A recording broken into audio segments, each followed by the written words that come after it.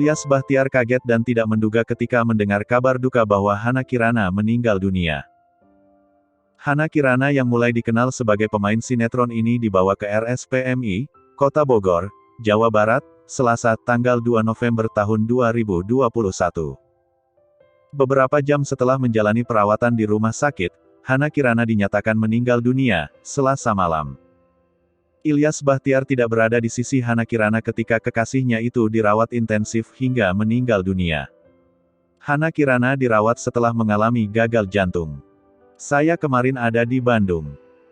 Kaget pas dikabari ayahnya saat dia, Hana Kirana, meninggal, kata Ilyas Bachtiar, Rabu, tanggal 3 November tahun 2021.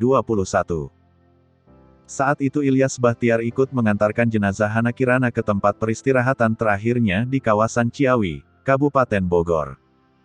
Dari Bandung, Ilyas Bachtiar bergegas menuju rumah duka Hana Kirana di Bogor.